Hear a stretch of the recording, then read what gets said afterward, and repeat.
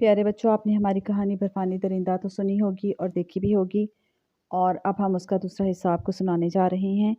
چلیے شروع کرتے ہیں۔ خطرے کو محسوس کر کے دلدار خان نے بندوق پر اپنی گرفت مضبوط کر لی، اور پھر تاریکی میں سلمیٰ کی گھٹی گھٹی آواز سنائی دی، شاید کوئی اس کا گلا دبا رہا تھا۔ دلدار خان ماہر نشانے باز تھا، اس نے اندازے سے ہی فائر کر دیا۔ دھماکہ ہوا، اندھیرے میں کسی درندے کی دھاڑ سنائی دی، جس سے دلدار کو اندازہ ہو گیا کہ اس کی گولی ضائع نہیں گئی۔ گولی کی آواز سن کر تمام ساتھی بیدار ہو گئے اور اندھیرے میں درندے کی دھاڑ سن کر کانپ گئے، لیکن جلد ہی ان کو دلدار خان کی تحکمانہ آواز سنائی دی۔ امر سنگھ، جلدی سے ٹارچ روشن کرو۔ اس بدحواسی میں 7 ٹارچ موجود ہوتے ہوئے بھی وہ اسے روشن کرنا بھول گیا تھا۔ امر سنگھ نے ٹارچ روشن کی، لیکن اب زمین پر چند خون کے قطروں کے علاوہ کچھ موجود نہ تھا۔ ایک ساتھ ہی سارے ساتھی ہتھیار سنبھال کر غار کے دہانے کی طرف بھاگ اٹھے، لیکن باہر کی آہستہ ہوا اور اندھیرے میں ٹارچ کی روشنی زیادہ دور تک تاریکی کو اجالے میں نہ بدل سکی۔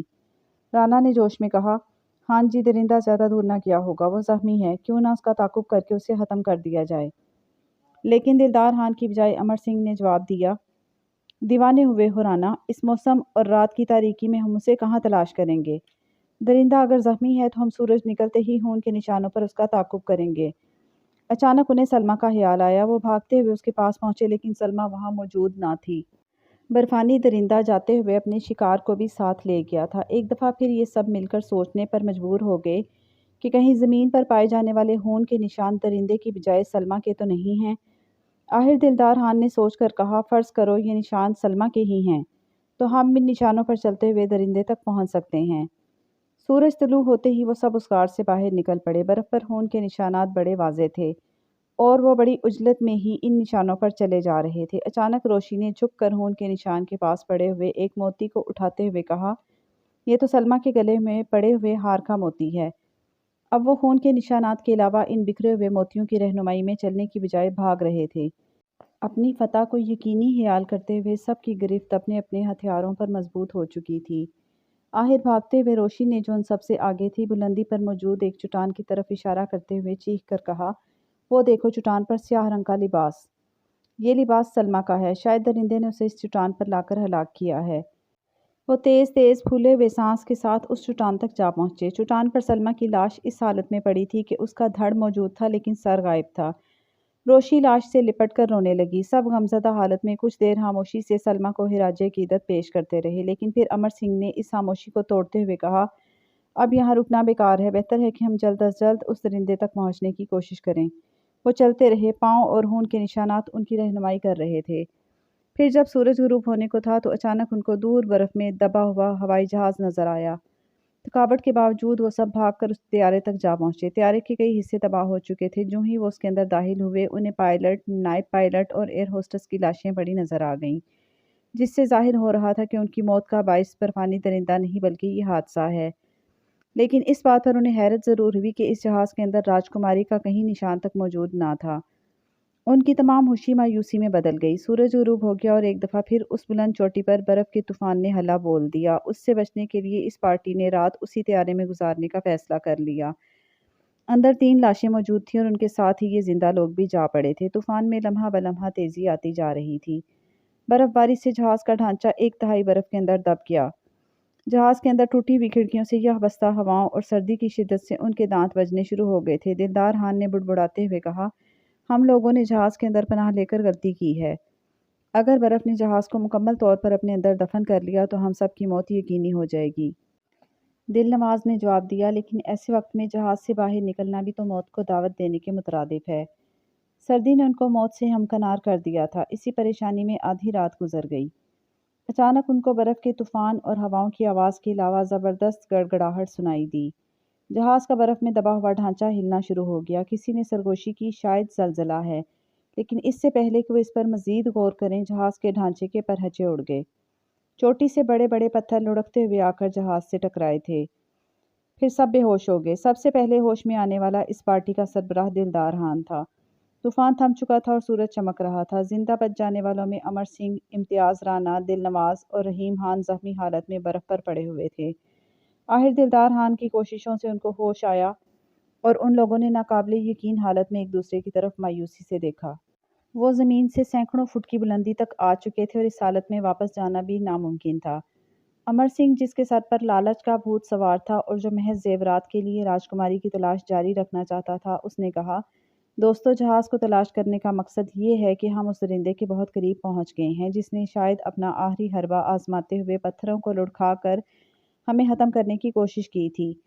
ऊपर धुंध में नज़र आने वाली चोटी यकीनन उसकी पनाहगाह है जहां हमें राजकुमारी का सुराग मिल सकता है। दिलदार खान ने कहा, अमर सिंह, ऐसी हालत में भी तुम्हें राजकुमारी के जिंदा बच जाने की उम्मीद है? अमर सिंह की जुबान पर दिल की बात आ ही गई और उसने गैर इरादी तौर पर कह दिया, राजकुमारी अगर जिंदा भी ना हुई तो यहाँ करोड़ों के जेवरात तो मौजूद होंगे। दिलदार खान ने तुर्श लहजे में जवाब दिया, तो तुम्हें राजकुमारी की कम और जेवरात की ज़्यादा फिक्र है। ये बात जहन में रखना अमर सिंह, वो मुल्की दौलत है और उसे हर हालत में उसके वारसों तक पहुँचाना हमारा फ़र्ज़ है। अमर सिंह को अपनी गलती का एहसास हो गया। उसने बात बनाते हुए कहा, खान साहब, आप मेरा मतलब गलत समझे हैं। भला इस दौलत से हमें क्या सरोकार? ये तो राजाओं के खानदान की अमानत है। ऐसे ही ये बात मेरी ज़ुबान पर आ गई थी, मैं माफ़ी चाहता हूँ। अब इन लोगों ने चोटी की तरफ निगाह की जो बादलों में छुपी हुई थी। दिलदार खान ने कहा, रात के हादसे ने साबित कर दिया है कि ये हरकत इत्तफाकिया नहीं, उसी दरिंदे की है। मुझे यकीन है कि उसकी पनाहगाह ज़रूर इसी चोटी पर मौजूद किसी गार में है। इस चोटी की सपाट बुलंदी तक पहुंचने के लिए हमें खूंटियां गाड़कर रस्सों की मदद दरकार होगी। दिलनवाज ने जवाब दिया, अब सामान का बंदोबस्त तो हम करके चले थे। दुआ करें कि ऐसी हालत में वो बला हम पर दोबारा हमला ना कर दे, वरना बुलंदी से गिरकर हमारी हड्डियों को तलाश करना भी नामुमकिन हो जाएगा। अंजाम से बेपरवाह होकर इन लोगों ने रस्सियों की मदद से ऊपर चढ़ना शुरू कर दिया। इसी दौरान में बारिश और बर्फबारी के बावजूद इन लोगों ने सफ़र को जारी रखा। सारा दिन वो इस सफ़र की तवालत से बरसरे बेकार रहे। बिलाहिर रात होने तक ये लोग धुंध और बादलों में छुपी हुई उस चोटी तक जा पहुंचे। चोटी पर छोटा सा हमवार मैदान था जहां बर्फ में दबे हुए दरख्त बहुतात के साथ मौजूद थे। दरमियान में शफाफ पानी की एक छोटी सी झील भी मौजूद थी। यहाँ बेशुमार बर्फानी परिंदे, हरनों की एक खास किस्म, अड़ियाल, चौकड़ियाँ भरते नजर आ रहे थे। तलाश करने पर उनको एक गार नजर आ ही गई। ये चोटी आम इंसानों के लिए बर्फ का जहन्नुम थी। काफ़ी बुलंदी की वजह से यहाँ सांस लेना भी दोभर था। इसके अलावा यहाँ हर वक्त बर्फ के तूफान उठते रहते थे, लिहाजा ऐसे ही किसी ज़बरदस्त तूफान के आसार देखकर ये लोग गार में जा घुसे। अंदर अंधेरा था। रात के हादसे में ये अपना असलहा और दीगर रोशनी पैदा करने का सामान खो चुके थे, इसलिए सब एक कोने में सर्दी से कांपते हुए जा बैठे। आधी रात हैरियत से गुजर गई, लेकिन फिर अचानक ही अंधेरे में कहीं उन्हें बर्फानी दरिंदे की धाड़ सुनाई दी। सब चुकन्ने हो गए। अंधेरे में हाथ को हाथ सुझाई न दे रहा था। दिलदार खान ने सरगोशी करते हुए कहा, अमर सिंह, मैंने तुम्हारे पास टॉर्च देखी थी, लेकिन मेरे हुक्म के बगैर उसे रोशन ना करना। कभी दूर और कभी नज़दीक हुर्राहटें सुनाई देती रहीं, लेकिन फिर अचानक अंधेरे में दिल दहला देने वाली चीज़ सुनकर अमर सिंह ने टॉर्च रोशन कर दी। सबके जिस्म में खौफ की लहर दौड़ गई। उनके करीब ही बर्फानी दरिंदा मौजूद था जिसने अपने दांत रोशी की गर्दन में गाड़ रखे थे। दिलदार खान ने अपनी पंडली पर बंधे हुए हंजर को निकालकर उस दरिंदे पर फेंक मारा जो उसके सीने में घुस गया, लेकिन दरिंदे ने उसे हाथ से उखाड़कर उसी जोर से वापस उसकी तरफ फेंका। खंजर दिलदार की बजाय राना के लगा और वो जमीन पर गिर गया। सब मौत को सामने देखकर खौफजदा थे, लेकिन अमर सिंह खुश था। उसने राजकुमारी को एक तरफ घास के बिस्तर पर पड़ी देख लिया था। आहिर दिलदार खान ने अपने हवासों पर काबू पाते हुए हंजर राना के सीने से निकाला और छलांग लगाकर हंजर ठीक बर्फानी दरिंदे के दिल में दस्ते तक उतार दिया। दरिंदे ने दिलदार को उठाकर एक तरफ फेंक दिया, लेकिन जूं ही वो बाकी साथियों की तरफ बढ़ा, अमर सिंह, जो अपने साथ पिस्तौल छुपाकर लाया हुआ था, उसने दरिंदे की खोपड़ी पर फायर कर दिया। दरिंदे की खोपड़ी उड़ गई। वो किसी शहतीर की तरह जमीन पर आ गिरा। इस धमाके से राजकुमारी जो सो रही थी, उसकी आंख खुल गई। उसने फटी फटी निगाहों से मुर्दा दरिंदे और अमर सिंह को पिस्तौल थामे देखा। अमर सिंह ने पिस्तौल का रुख राजकुमारी की तरफ करते हुए कहा, राजकुमारी, अपने तमाम जेवरात उतार कर मेरे हवाले कर दो। इस बात पर इम्तियाज़ और दिलनवाज ने एहतजाज करते हुए कहा, अमर सिंह, तुम तो बर्फानी दरिंदे से भी ज़्यादा खतरनाक निकले। मत भूलो कि हमने राजकुमारी को जेवरात समेत यहाँ से वापस ले जाना है। अमर सिंह ने कहकहा लगाते हुए जवाब दिया, बेवकूफ़ो, जिस अमर सिंह को तुम गाइड बनाकर साथ लाए थे वो पेशावर डाकू अमर सिंह है, जिसने महज इन जेवरात की खातिर ये सफ़र इख्तियार किया था। जवाब में इम्तियाज़ और दिलनवाज दोनों ने उस पर छलांग लगा दी। अमर सिंह ने एक गोली इम्तियाज़ और एक दिलनवाज के सीने में उतार दी। इसके बाद उसने राजकुमारी के गले और कानों से ज़बरदस्ती तमाम जेवरात उतार लिए। राजकुमारी ने कहा, अमर सिंह, अगर तुम मुझे मेरे माँ बाप तक पहुँचा दो तो ये ज़ेवरात तुम्हें इनाम में भी मिल सकते हैं। अमर सिंह ने जवाब दिया, मैं बेवकूफ़ नहीं हूँ जो तुम्हारे बोझ को कंधों पर लादे फिरूं। मुझे तुम्हारी ज़िंदगी से ज़्यादा ज़ेवरात की ज़रूरत थी, वो मैंने हासिल कर लिए। दो साथियों को गोलियों का निशाना बना दिया। अलबत्ता दरिंदे की मौत के बाद तुम्हें भूख और प्यास की तकलीफ से निजात दिला देता हूँ। फिर इससे पहले कि वो राजकुमारी को गोली का निशाना बना दे, एक खंजर ऐन उसके दिल के मुकाम पर लगा।